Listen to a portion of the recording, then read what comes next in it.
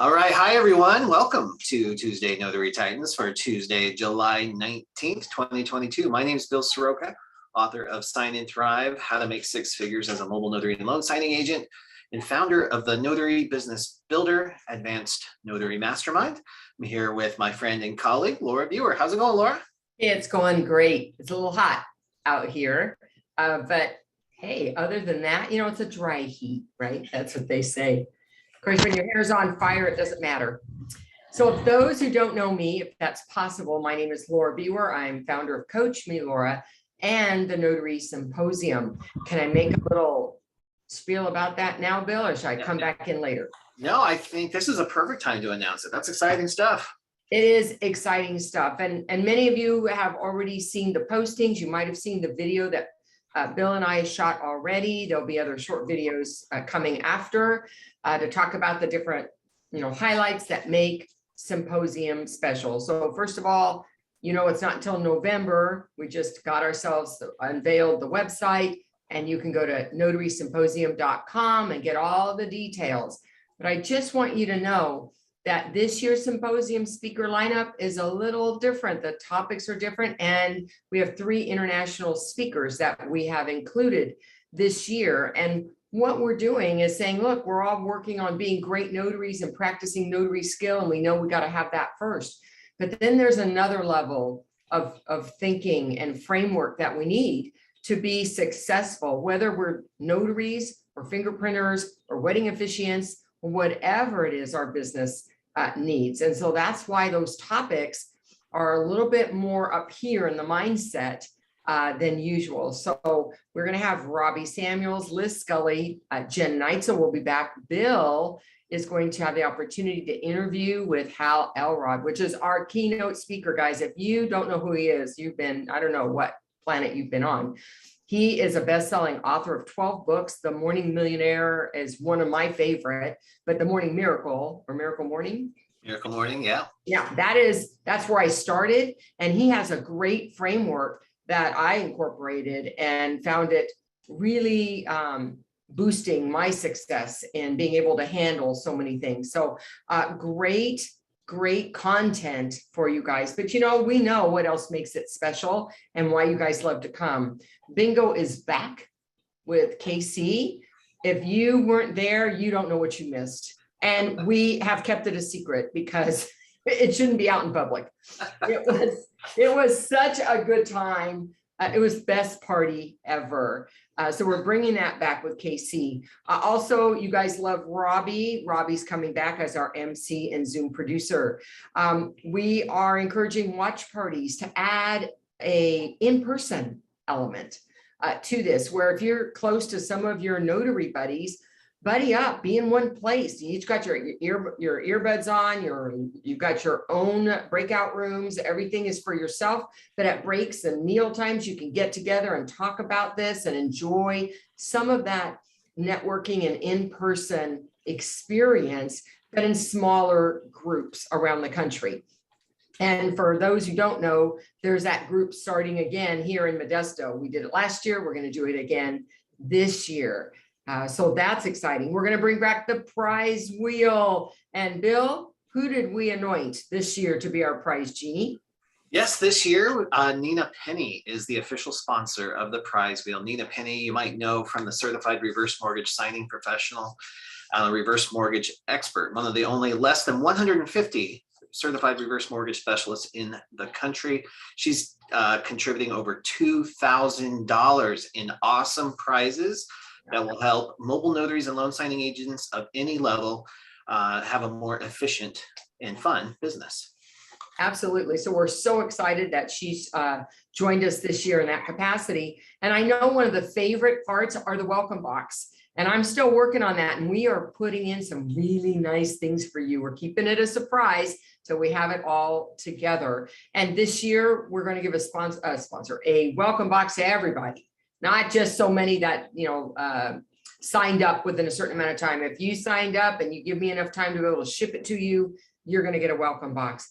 And finally, we're going to be the first platform to be able to unveil the new scholarship program from the Heart Project in memory of Carol Ray. And so that is just, I'm so honored to be a part of that, and that they asked us to give them a place to do that. So these are just some of the highlights that go along with all that great content. The dates are November 11th and 12th. Put that on your calendar. It is virtual live. So let me make sure everybody's clear about that. It is virtual. It's using a platform called Zoom like we are on today. However, it's not pre-recorded. It's all live. We will be going into different breakout rooms and being able to meet different people in smaller groups besides being in the large one. So if that sounds like it's for you, you know where to go. Get your tickets before we sell out. Awesome, Laura. Thank you so much. Yep, I'm super excited to be about that, or be in. It's all about that. I'm all about it. All about it big time. All right. And I'm so excited to finally get to share the stage with Hal Elrod. That guy has absolutely changed my life. And I credit him for the success of this business right here as a mobile notary and loan signing agent, guys. As you know, in my story, I had 5 or 6 little businesses going. All of them failed except for this one. I was in this business, and Hal helped me pull my head out of my rear end and reestablish my self-confidence and start applying some basic business strategies to this industry. And it has changed everything. And it allowed me to meet all of you and be here on Tuesday Notary Titans. So super excited about that. All right, guys, TNT, you know what it's like, right? It's an old-fashioned call-in radio show, except we're on Zoom and video, hopefully. I love that so many people have their cameras on today. It really makes a huge difference for us. If you're in a position to do so, please do that. The best way this is going to work is if you use the raise hand feature on Zoom, which is usually in the reactions area down at the bottom of your screen. Now that can depend on your version of Zoom and the device that you're on, but it's somewhere in there. If you can't find it, type it in the chat. The amazing group of notaries from around the country on today's call can help guide you through that. When we call on you, please tell us what state you're calling from. And then we're going to ask that you maybe give us a couple lines of context about your question, directly ask your question, and then mute yourself and prepare to receive the response. We'll either answer the question, or Laura or I will ask some deeper questions to get a full understanding of how we can help. And then we can have a conversation. All right. We've only got one hand up right now, and Carlton's been so patient. So I'm going to give you time right now, guys, to get those hands raised so we can have, oh, there we go. Okay, just needed permission. Permission has been granted. You may raise your hands now. All right, awesome. Carlton, it's such a pleasure to see you on TNT today. I know you're in Texas. How can we help? So Bill, I got 2 questions. First one, I sent you a email to Notary Coach just for some visual effects. I don't know if you have that. So I'll ask the second question first, if you want to look for that, Bill. And this one is probably more geared to Laura, and I'll obviously take answers in the chat if somebody knows this. But Laura, the other day, or about maybe 2 Tuesdays ago, we were talking about representative capacity, like attorney in fact. And I did go through the Texas primer, and I did not see where Texas address a representative capacity for signers. So I just want to make sure I didn't miss it, or if somebody knows better, if that does exist somewhere. So I'll let the chat room chime in on if they know exactly where it is. But here's what I will tell you. In general terms, if there isn't a statute specifically addressing it, we then revert to best practice. What if you were faced with this, how would you address it? And so then you would follow the format of including their representative capacity in your certificate after their name. And you would not be required to ask for the proof of that capacity. However, we would recommend you always ask for it anyways. Okay. So unless somebody finds a specific statute for Texas on that, then that's my recommendation to you. Great, thanks, Laura. And I know we have some amazing Texas notaries on today's call. If you have a reference that you can point Carlton to, I would appreciate that if you could type that into the chat. And then Carlton, I checked both my email addresses and I don't have anything from you. So Okay. I don't have the visual, but if you want to send it to orders@notarycoach.com, I'll be happy to come back to you.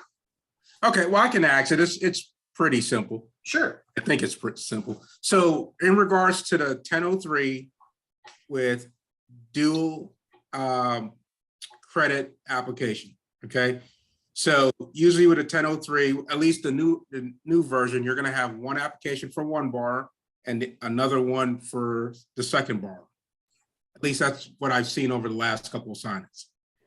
Typically, in the box where you're asking the individual to initial as a second bar or initial because there's two bars, usually we're asking for just one set of initials. But I recently got an email update, and this pertains to Bank of America. I don't know if anybody's seen it anywhere else, but now they're asking for both bars to initial that box. So I guess the question is that something you guys have seen? Are you seeing that? Is that, there's never a standard in this industry, so. Yeah, a great question. And it's funny, we had another credit union situation where they required, even though the instructions clearly state that it is that borrower's initials, right? It's pretty clear, but they came back and they wanted both initials on there. And that was just, it's kind of the way it is, right? Right. We as a signing company, we worked it out with our client on that, but for fees and things like that, but that's not necessarily a notary mistake.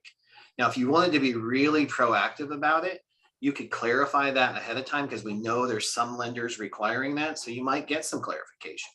If you're going to get that level of clarification though, I really suggest framing the question like a professional. So it's not like, do you want me to have the other borrower initial this as well? Because it clearly says not to. So some people might get frustrated and they're like, oh, you're an amateur. I don't want you even doing the signing. Structure it. I know this is the way this is supposed to go, but I've recently had some lenders that like to see both borrowers initial each other's joint credit box. How would you like it done? So it's clear that you have some experience and that you're a professional in this. Laura, do you have any additional feedback on this too? No, that's a ditto for me. Okay, awesome. Awesome. And every now and then weird lenders pop up like that. They have unusual rules and it's hard to navigate. All right, thanks guys. I appreciate the info. Yeah, thank you for being here, Carlton. All right. Kalia Luff. Did I pronounce your name right? Hi, it's Kalia. Shoot, that was my first instinct and I changed it. All right, hi Kalia. No worries. Welcome. Hi, how are you? So good, thanks for being here. What state are you in and how can we help? I am in Pennsylvania, Philadelphia, and I have two questions for you guys. So first, I've been in the real estate industry for 6 years, and I got commissioned as a notary 2 years ago. So all of my notary work is specializing in real estate transactions. I've done a few deed packages with people who were administrators of an estate. And I'm just wondering if, and like I said, I'm in the real estate industry, so these are usually coming either directly from investors or from title companies or something like that. I'm just wondering if I also should verify the estate paperwork to make sure that this is like actually the person who's appointed to administer the estate. Like, is that something that I should check, or is just their ID fine? So just for clarification's sake, Kalia, what you're saying is people are coming to you with deeds to transfer property, and you're wanting to know if you should do some due diligence and check with the county to make sure they're actually authorized to be that person to sign that document or that property over? It's usually deed packages coming directly from a real estate professional. So not just like a private person trying to sign a deed over. It's usually an entire deed package put together by the title company. A realtor is involved usually, or an investor, Right. something like that. And so, the probate, the estate work has already been done and everything, and now they're just at settlement. I'm just saying, should I also be looking for the estate paperwork to make sure that this person it says that this person is appointed to administer this estate? Oh, I see. Okay, so you're wondering if you should verify that the person actually has the authority or the Exactly. capacity. Right, to sign to- on behalf of the state, because I can verify them that they are who they say they are. Laura, I see your head down in your Well, guide or a because book. I'm trying to see if I can get that information specific to Pennsylvania, because my answer is going to probably be very same to what I just said, which is if you have a state statute that requires you to verify, then yes, the answer is yes, you must. If you don't have a state statute that addresses that, then it's a good idea for you to do that rather than Okay. you must do that. Right. Okay. And then my second question is, like I said, I strictly do real estate, but I do a little bit of general notary work just for people that I know. And lately I've been having to notarize minor signatures. Mhm. Is that something I'm able to do? Okay, so let's go back to your handbook. Yeah. You need your handbook for these answers because it's state specific. There are many states that specifically say whether or not you can deal with a minor as a signer.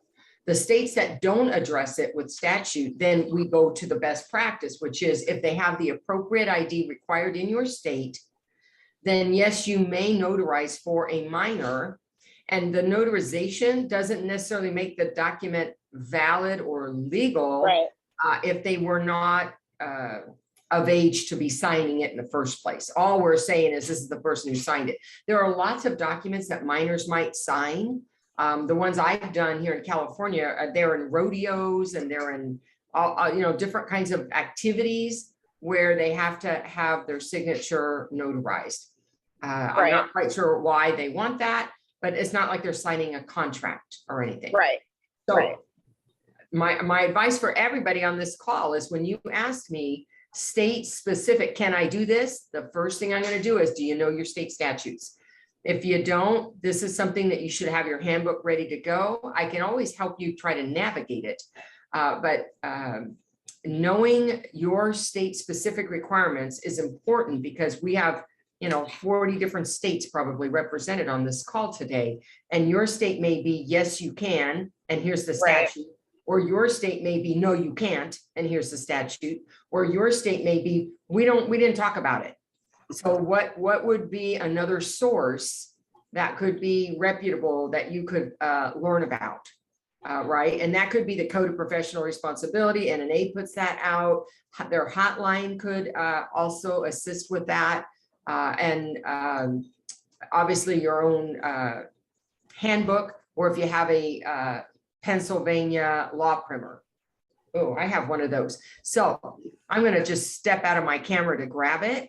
But I want everybody to be thinking this way, is if you ask a state specific question, I'm going to ask, do you know what your own statute says? Because that is what matters. It doesn't matter what Laura Biewer says. It matters what your state statute says.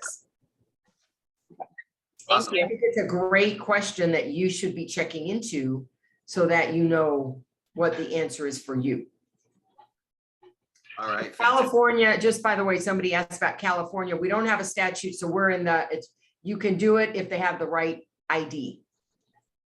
In California, we can notarize for a minor as long as they have the appropriate ID.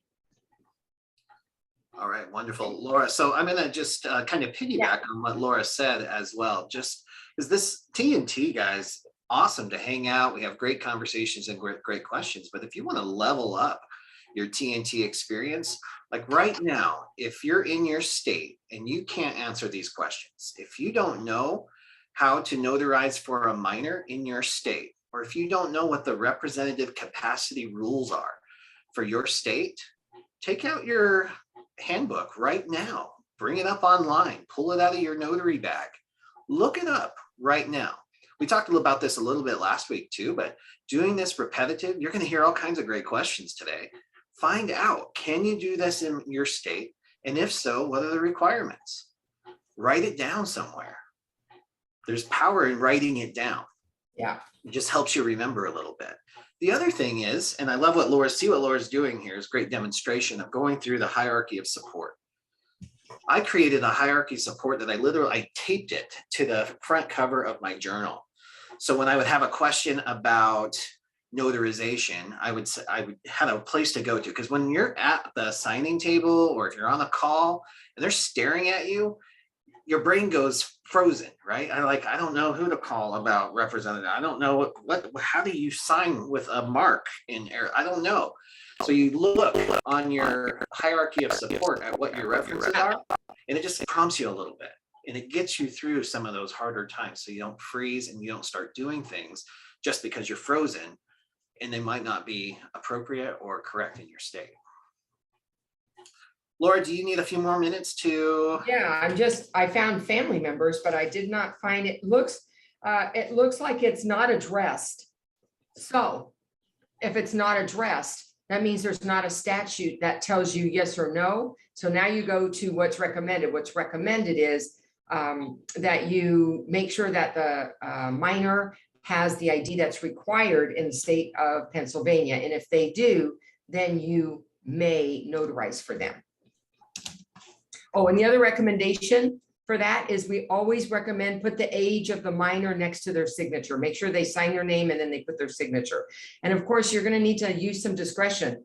I'm probably not going to let a 6-year-old sign a document and notarize, right? You have to have some discretion yourself about how young am I willing to go before I feel like they don't really understand the consequences of what they're doing, right? For some notaries, that could be 16, 14, 12 kids can have passports, so they have the right stuff. So you're not quite off the hook to just say, well, it says I could do it. You always have to case by case, make sure that it's reasonable. Because that's all we're held to. We're held to the standard of what was reasonable. Excellent. Thank you, Laura. And Tabitha posted some great articles from the NNA as well about some special considerations for notarizing for minors as well. All right, Kalia, thank you so much for being here. I hope that was helpful. Yes, sir. Thank you, guys. All right, let's move to Linda Young. Linda, thank you so much for being here. Tell us what state you're in and how we can help. Hi, Phoenix, Arizona, East Valley, Gilbert specifically. Right. I wanted clarification on something in the state handbook on apostille work, where it says notaries are not allowed in Arizona to do that. Is that correct? Am I reading it correctly? I'd have to read that exact process, but that's usually the way it is in all 50 states. The notary doesn't actually do the apostille. The apostille is done by the Secretary of State's office only. So what we do as notaries who have decided to become apostille agents or apostille agents is we facilitate the process for the customer. So we walk them through. If you've got great training, then you're going to know the questions to ask, like where does the document originate and where is the document going? So you can ask, if you'll know if it's a Hague nation or a non-Hague country. You'll know what the process is, because the general public, even when the Secretary of State maps out the process, it can still be really convoluted and confusing.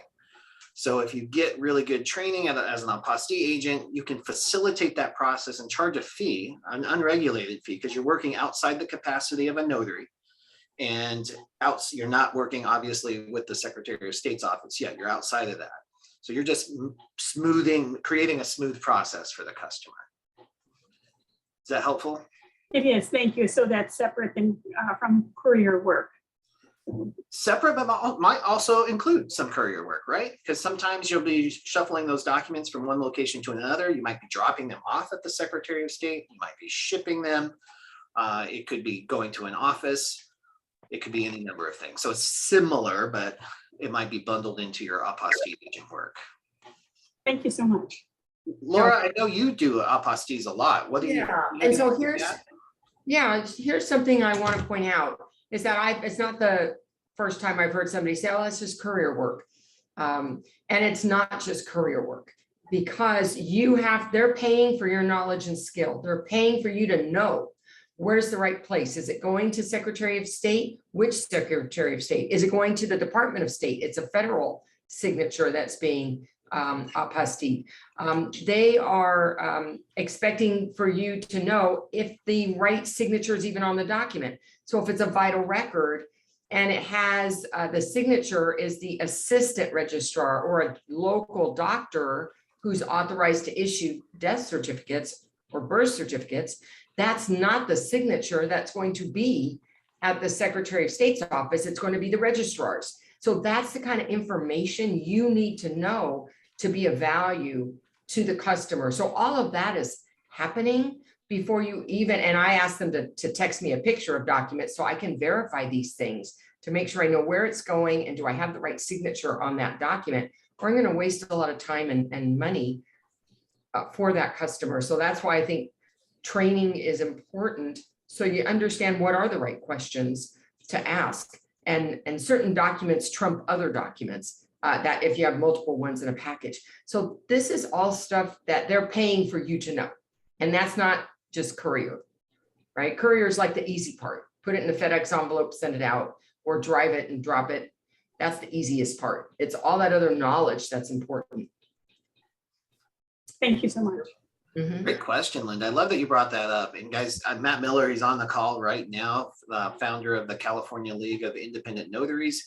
And Judy Lawrence wrote a book on the apostille agent opportunity. I posted a link to that. You can go to allaboutapostilles.com and you can order their book there. All right. Thank you so much for bringing that up. Tony, welcome. Tell us what state you're in and how we can help. Yes, how you doing today? Excellent. How are you? Good, good. I'm from Georgia.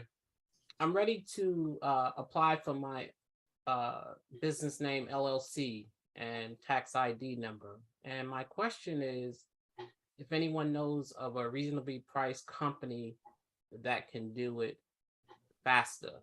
I know like LegalZoom. I don't know if there's other companies out there that might can get it done faster at a reasonable price. That's a great question. So I think most likely we'd want to know if anybody has found probably a company that works nationwide to do this. Jennifer Cooper immediately suggested Legal Shield. I've used Legal Shield to set up corporate entities if that's if you happen to be a member of Legal Shield. Also, I am a proponent of doing this yourself if your state makes it easy to navigate. Some states are way easier than others. In Arizona, super easy. They give you like a 6-point list. You can incorporate, you can start an LLC, you can just register your DBA by just paying a fee and filling out a few documents. So if it's more complicated in Georgia, or if you feel more comfortable maybe having an advisor, like an attorney or a financial planner involved in the process, that's where I don't have somebody in Georgia for you. So I would rely on these great comments that are coming into the chat for you, Tony. Laura, do you have any suggestions? No, those would have been exactly what I would have said, is find out what the process is, see if that's doable for myself. If it's not, then I'm going to look to have an advisor. And the other thing, of course, some states, it's very inexpensive to do that. California is not one of those states, so I didn't do it. So I can't tell you what my process is in my state because I decided to forget it. Yeah, Now, if you apply through Legal Shield, do they also apply for the tax ID? you'd have to ask the attorney that question, Tony. I don't know what their full range of services are. I know they took care of everything for me, but I don't know. I don't know about the tax ID. But I think that's a really great question for him. But here's what I just want to, this is for everybody too, is anytime you're about to hire somebody to do something, I recommend getting a feel for what the scope of that work is first. So you don't fall into the traps that so many of us have fallen into, right? Where somebody charges us $1,000 for something the state would have charged us $25 for their expertise or taking it off the table because we didn't understand the process. Jump in there, check out the Georgia Secretary of State, find out what new business owners have to do, decide, yeah, I can handle that, or no, I'd like some help with this. And then you can hire a company from there, but you'll get a chance to see what their fee structure is, and you'll know where the value lies. Yeah. And you can do that in any state as well. Okay, thank you. Yeah, you're welcome, Tony. Thanks for being here. All right. Garrett, Thank you so much for being here. Tell us what state you're in and how we can help. It looks like you're careening. Bill, can you hear me? Yeah, hi, we can hear you. All right, cool. Okay, so I have two questions. I'll ask the first one first because it's easier. I'm from New Mexico, by the way. Okay, so the first question is, does anybody have any recommendations for apps similar to Thumbtack to drive business? I've had a lot of success with Thumbtack for general notary work and getting business through Thumbtack. And I'm wondering if there are any other general notary business. All right, that is such a great question, Garrett, and I can't think of any off the top of my head. Laura, do you have any? And before I even go to Laura, I just want to say, guys, if you have some experience with this, if you're having good luck with an app like Thumbtack or Nextdoor, please type that into the chat. That'd be awesome. And then my second question is a little bit more technical, and I'm hoping that Laura can help me with this. And Laura, I just heard your comment about knowing your state statutes, and I've read the statutes in New Mexico, and in my opinion, they're a little vague. So here is my question. In New Mexico, under the new RON Act, it states that it is one act per signer. So in other words, if I've got two signers and it's a jurat, then it's two jurats for that. Right. And my question is with regards to non-RON activities, and specifically when it comes to taxation purposes, because of course every act there's a tax, there's that tax thing with it. Right. Do you know if it's one act per signer or is it one act for all signers? So are you talking about the federal, the self-employment tax benefit? Yes. Okay. Yeah, it's for each notarization for each signer. So every time you count a notarization, if you've charged for that one, the notarial fee is what's counted for that benefit of not paying the self-employment tax. Okay. So now my follow-up question is this, and I don't know if you or Bill know this. I might need to get with Nick Coville on this. Do you know if the Jurat app, does it count it that way? In other words, when I go to Jurat and I enter my journal entries, Yeah. does it, when it says the total number of acts at the end of that entry or at the beginning of that entry, does it count it that way or not? Or do I need to double that if I have two signers? Does that make sense? No, it's not counting it. It's counting in documents. It's not counting in number of notarizations. If anybody is using Notary Assist, it does give you a way to enter the information so that you can run a report and get that information. Right. But So Jurat is not a bookkeeping system, it's a journaling system. And it has been recommended. I think Nick is looking at how to do that, but right now it does not. Okay, so in other words, then if I have two signers and everybody's signing the same documents, then I would basically, because I'm also using Sue Hope's new Notary Assist app. So Right. what I'm doing is I'm taking the number of documents that Jurat says that I've notarized Sure. based off of what I put in there. And then I'm putting that number into Sue's app.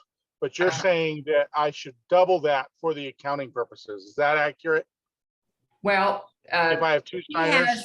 yeah, I'd have to look at how she set up the app, but I know on the browser, what I use is that there's two numbers I provide her. And one number is the number of notarizations Right. for signers, and the other one is documents. It was two different numbers. So I don't know if it's two numbers on the app as well, but if she only has one number.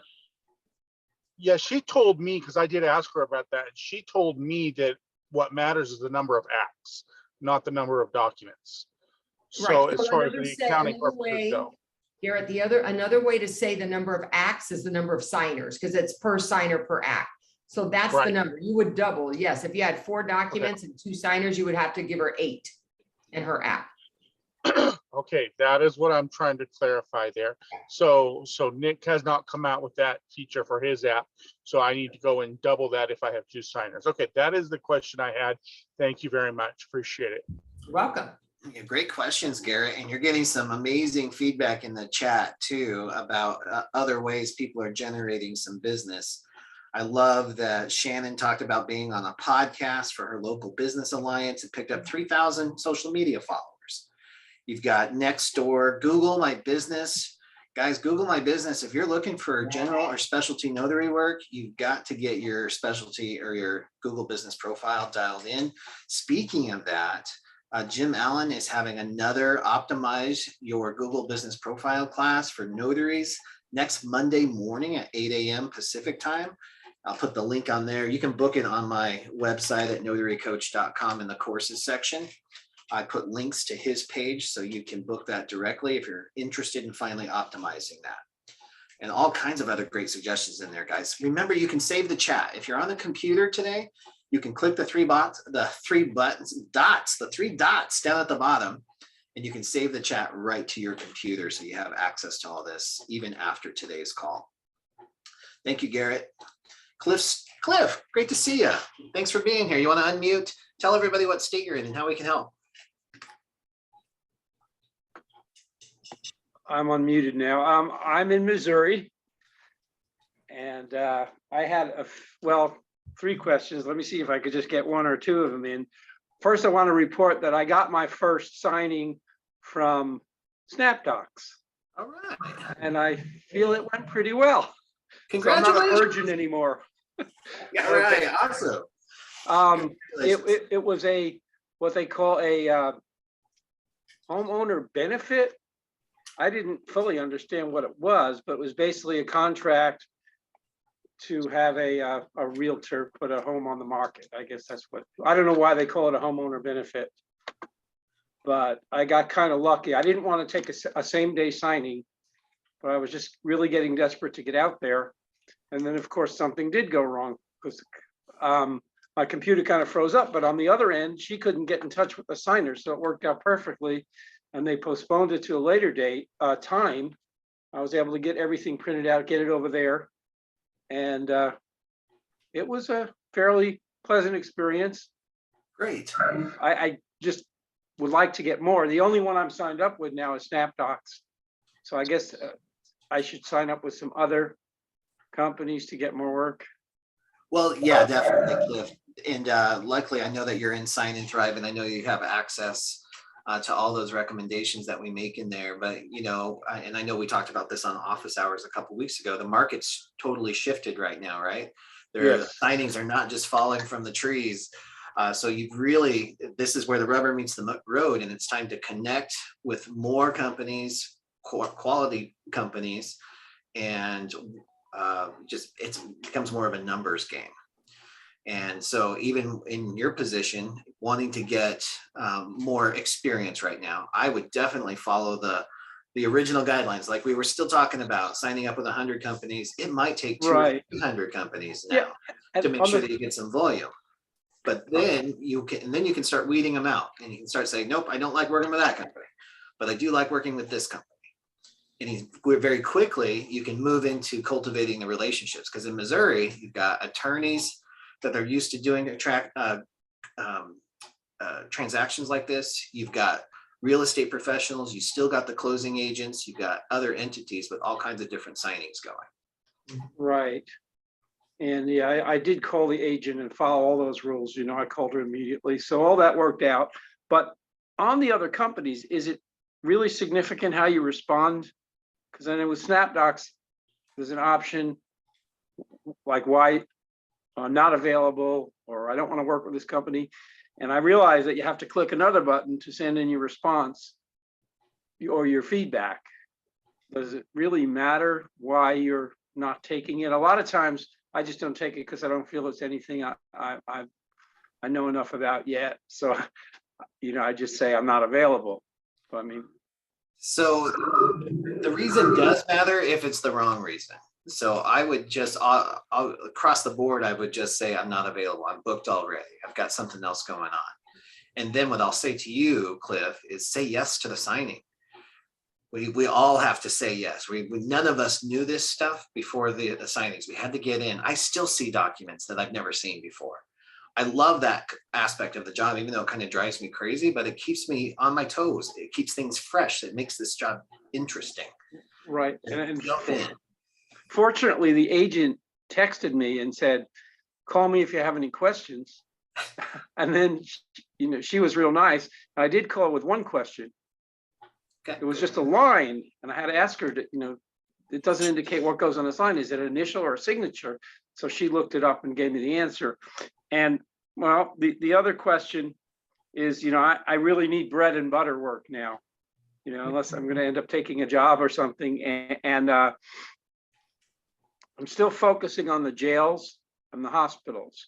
Now, what I don't know how to get going is how to establish my price structure for notarizing documents in those kind of institutions. Awesome, Cliff. You've got one of the best experts in the country on that exact topic. And Laura, I'll bounce it over to you so you can talk about these particular niches.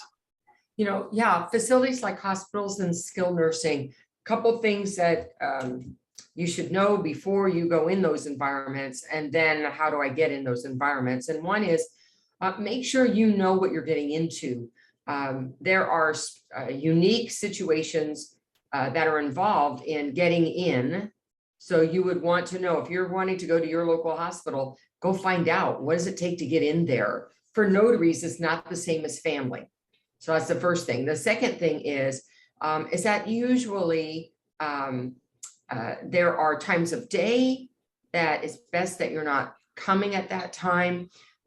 Social services is usually the department that if they're being asked to refer a notary, meaning they didn't try to go get it themselves, which, by the way, a lot of them, they have tablets on them in the hospital, or they might have a laptop. They might search and find it on their own, which is why Google My Business is important. But if they don't catch it that way, and they've asked social services for the referral, most places are going to have a list, and they won't say, oh, I recommend just this notary.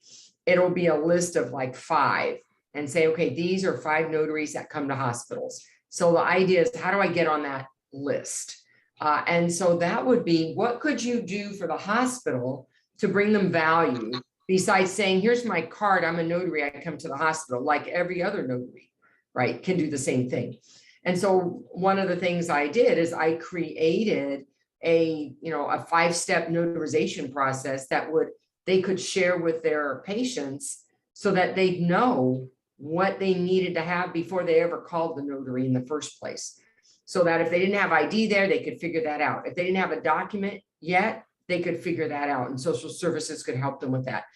By me helping to educate social services first, and then their clients there, the hospital patients, it really helped them have successful first-time notarizations, and the experience was much better.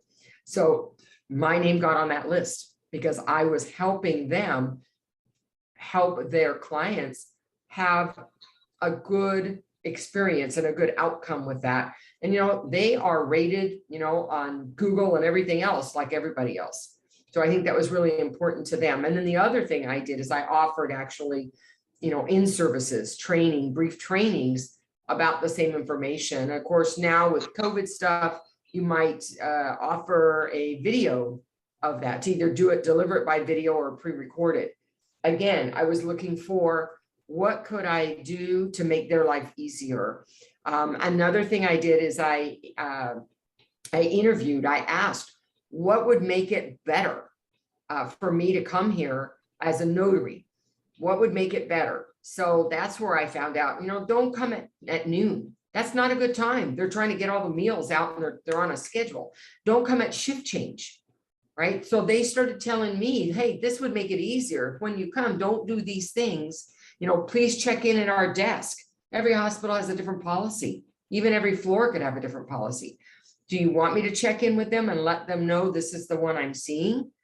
So finding out how I could make that relationship transparent for them so that I almost am an extension of that hospital for their clients is what caused them to add me to their list, and to even when they said, well, guys, there's 5 here, where do I start? It helps that my business starts with A, at your service, because I tend to be at the top, they're alphabetical. And they can say, well, let's start with that one. Or this is the one that we see most often that seems to know what they're doing here. So and how do I know that happened? I know because I ask. when I have a client and I take care of my desk, how did you find me? Oh, the social services department, did they give you a list or did they just give you my name? I investigate so that I know what is working for me and do more of that. So I hope some of those ideas will help you get in that door. Most definitely. And the other type of institution I'm looking to get into is the corrections facilities. So the jail or safety centers is what I have done. And that business isn't from them. That business is from the family, friends, and attorneys for the people on the inside.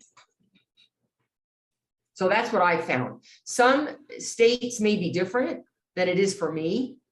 And so maybe they might have what they call a jail pass, where they allow so many notaries, those are the only ones that they want to go in there, have them going in there.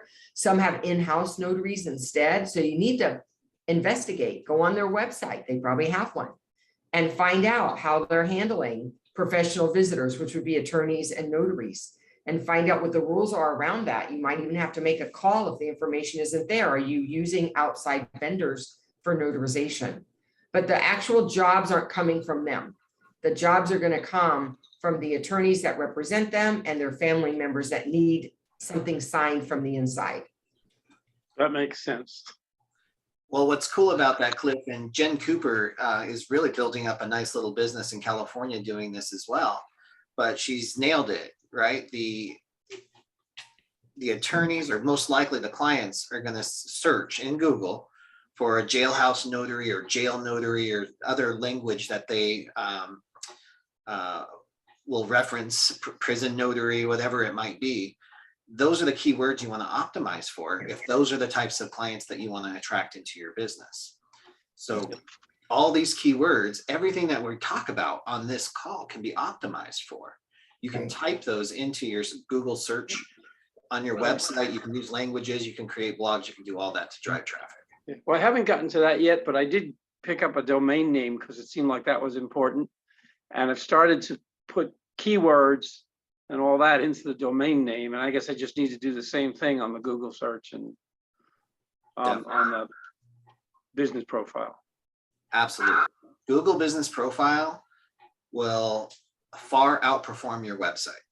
Yeah, and I don't understand exactly how, I was just wondering how the domain name ties in, I guess, with the Google Business Profile, or does it tie in at all? Sure. Super important. So how they tie together? Yeah, that's a great question, Cliff. I think, are you available for office hours tomorrow? Yes, I should be. What time are office hours? Same time, 12 p.m. Pacific, 3 p.m. Eastern. Yeah, I should be available. Let's have a conversation about that tomorrow. Yeah, well, no, actually, I probably am not available because I have to pick up my son, but I'll see. Okay, well, we will have a conversation sometime. The only thing I didn't really get back to was how to establish like a price structure for those kind of institutions, like how to get my prices set for my services. In jailhouses and facilities in particular, right? Well, Yes, sir. The first place Laura's going to tell you is, what does your state statute say? So you got to know what that is for your state maximum per notary fee. And then what do they allow for travel and convenience, if anything, Cliff? Do you know that yet? It's okay if you don't. No, because I've been just, going by what SnapDocs does more than anything else. Okay, so that's a great distinction to make. In real estate, as loan signing agents, we get paid a bundled fee. When you're working specialty or general notary work, it's going to be a little different, and you're usually restricted by your state's statutes. So you want to take out your notary handbook or whatever Missouri gives you and find out what you can charge as a notary to the general public. Absolutely. They have very clear guidelines on their convenience fees and travel fees. Good. And so on. So it's very clear. I will do that. All right. Awesome, Cliff. Thanks a lot. And I look forward to chatting with you soon, if not at office hours. Okay. Great. Thank you. Thank you. All right, Arlene Vincent, it's been a long time. Welcome to TNT. Tell everybody what state you're in and how we can help. Hi, Bill. I'm Arlene Vincent from Philadelphia, Pennsylvania. And I wanted to ask a question concerning the hospitals. The hospitals, on a positive note, the social workers have my number, my business card, and in need, they always call me. I get to vet the customers myself because they give them my number prior to me going to the hospital. But here lately, I got one senior in a nursing facility that needed to sign some papers. She had no identification whatsoever. In my state, that's a no-no. I don't care how you do it. Everything she had was expired. She was 89 years old, could not leave the hospital, and there was nothing I could do for her. The unfortunate part is I got a letter from her lawyer stating that she had papers in the hospital, in the nursing facility, which had her picture on it, and the time that she was in, the time that she got into that nursing facility, but it didn't have any valid identification. He told me that was what was always used in the past. I couldn't use it. I turned down the job, and I was pretty disappointed about it because the lawyer sent me that letter. But I don't know of anybody, any notary that should have notarized anything for her unless they knew who was signing for her, and she didn't have anybody to sign for her. So I don't know if I've done the right or wrong thing. According to my state, I've done the right thing. Mhm. What do you think? My Laura, second thing is, did the right as far thing. as, Arlene, hold on one second. I'm sorry. Let's let Laura answer the first question. So I'm looking at your ID list. Hospital ID bands are not on it. It's not a government agency. So the answer is she didn't have anything that would meet the requirement of satisfactory evidence for your state. And if a previous notary allowed it, then they took their own risk at doing so. You know, they did it at their own peril, is all I can say.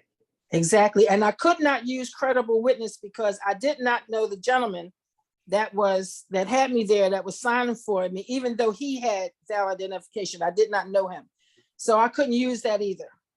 There you go. Yeah, I so, mean, sometimes yeah, and the it's second, just what it is.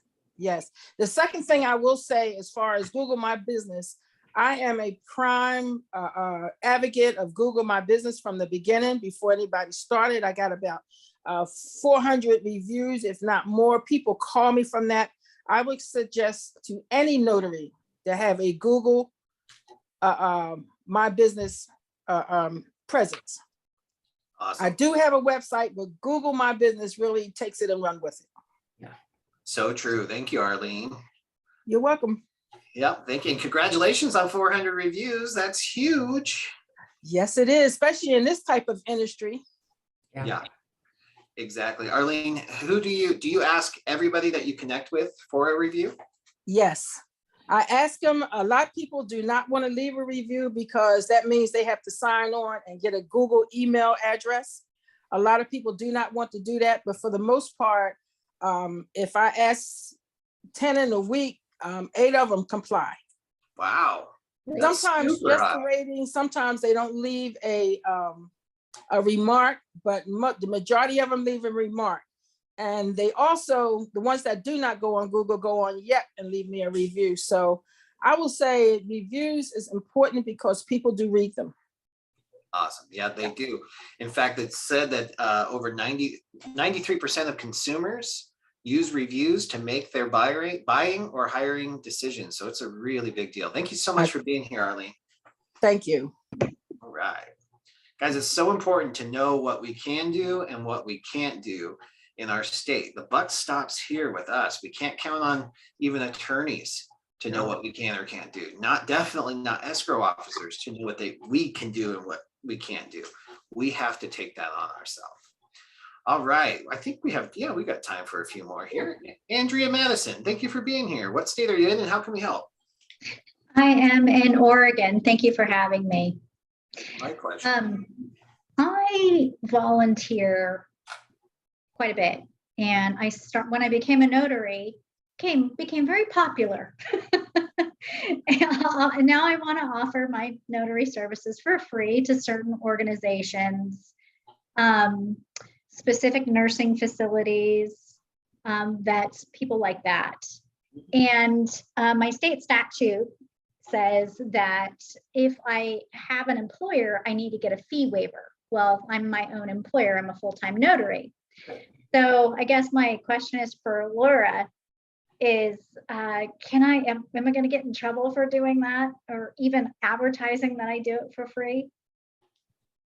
Do you always do it for free for everybody? No. Then I wouldn't be advertising I do it for free, because you need to treat the public equally. And if there is a subset that you treat equally for that subset, so it's free specifically for hospice, it's free specifically for veterans, it's free specifically for that subgroup, that's okay. Okay. But be careful if you're giving away and you're charging, to be clear about that, or people will complain, and they'll complain to your Secretary of State. Okay, well, I'll be specific in my advertising, Right. like free for this specific organization. Right. Thank you. And then Okay. it's gotta be everybody for that organization.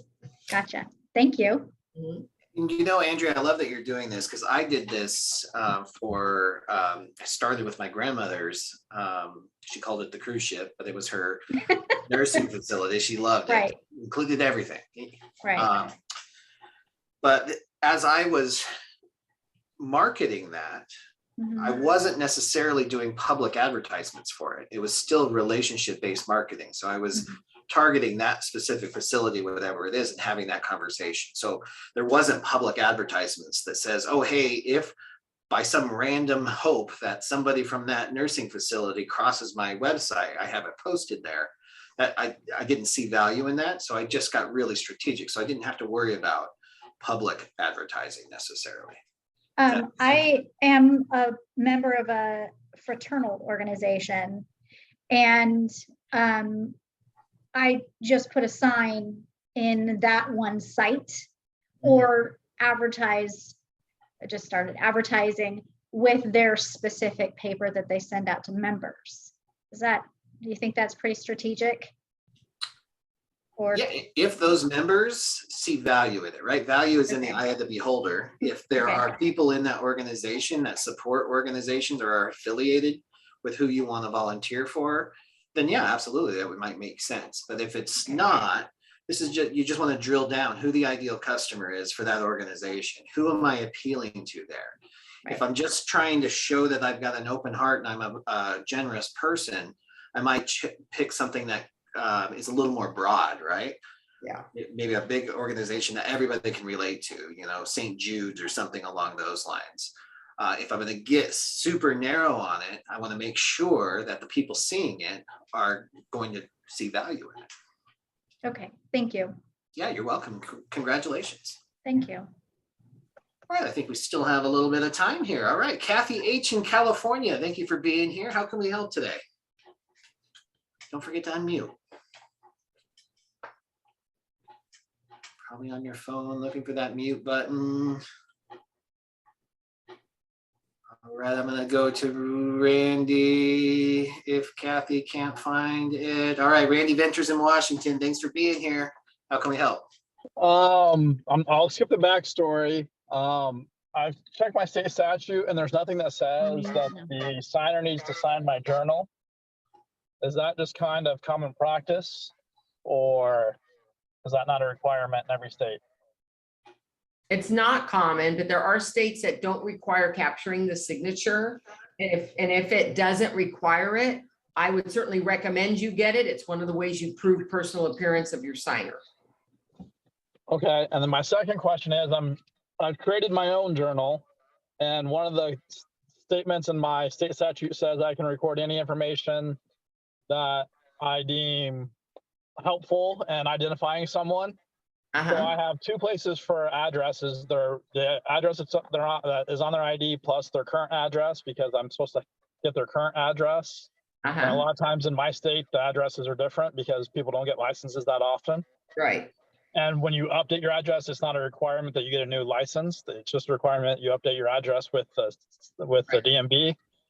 And then I'm also recording their driver's license number and the issue and expiration date. Is that too much information?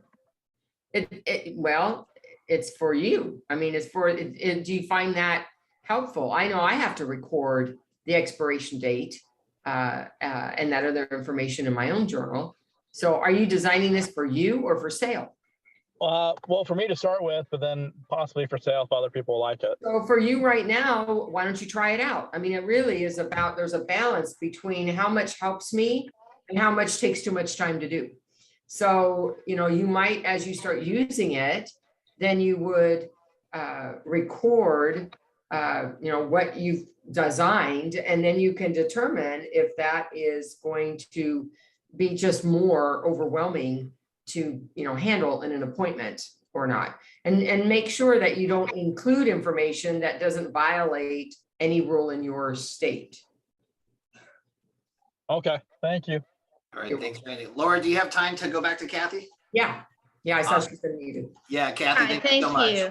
Thank you. I appreciate it. Thanks for everything you guys do. 3 quick questions. First of all, about the minor. In California, I've always wondered, and I can't find it in the handbook as far as what age. So any age that we could determine they are understanding what's going on, or I know Laura said 14 or 16. Well, I just threw out numbers, Kathy. What we do is we go with the best practice. There is no statute for minors in California. So the requirement would be they have the appropriate ID that you're required, that any signer would be required to have. They'd have to have that is the first one. And then the second part would be you would need to decide if this minor is mature enough to be signing the document. And yeah, it does take some decision-making on your part. Are you going to do it or not? Thank you. And then the representative capacity in the handbook, we don't, according to that, from what I understand, unless if I understood incorrectly, we do not need to verify their capacity. As long as they are saying I'm the representative, we just need to verify them and their So signature. California does not allow to have representative capacity in our certificates, or even if we use an out-of-state certificate and acknowledgement. So do not ever include representative capacity. State of California is one of the very few that just says no. You're not authorized. What do you mean do not include? Do you mean next to their signature? Right, no, their signatures in the document. I'm talking about the certificate where you fill out their name. and Oh, you have to yes. put their name. Okay, You got it. may not include representative capacity. And if you see it in the certificate, don't use it, replace it with your own. Correct. And all we do is we certify them. That our certification is only has the name of the person, not the Yeah, capacity. name or as an individual, that's it. Got it. And the very last question, I'm doing an AKA on a deed of trust. Everything else is without AKA with the name that I cannot verify on the ID. They're okay with that. But the name on the deed of trust has AKA. Do I need to call the agency to verify if they want the signer to sign both names with the AKA in the middle, or how do you handle that? Is the AKA name for them to sign, that is how it is on page 1, where they describe who the signer is going to be? Yes, on the first page of deed Yeah. and under the signature line. Okay, then that's how they need to sign. And you And then can include both names if you can verify both names. If you cannot verify both names, then you will only include the name that you can verify. Perfect. But I don't need to check with them if they want this signature. So do I tell them just sign the way you sign on your ID, AKA, and then sign the other name, basically? Well, remember, the document isn't our portion. So it's just a certificate that I'm talking about. If somebody's going to AKA there on the signature line, I just point out, looks like they want both your names, your name plus the AKA name, and then they're going to sign how they're going to sign. Gotcha. Thank you very much. I appreciate it. You're welcome. All short. Awesome, Kathy. Thank you. I'm just answering a quick question for DeAndrea, and then we'll wrap up here. And there we go. There you go, DeAndrea. And if you have any questions on the NBB stuff, you can always shoot me a text message, guys. The number is 602-309-0706. Thank you so much for being here, growing yourself and your business on the Tuesday. I love this time together. Laura, thank you for coming here and joining us. You guys have a great week. We'll see you. I won't see you next week, but Laura, I will be here. Judy, Jen. I'll be here next week. Yeah, hey, there's Jen. I'm going to take some time off and move to Washington State. So the next time I see you, I'll be in Washington. See you guys. Thank you so much. Bye-bye. Bye.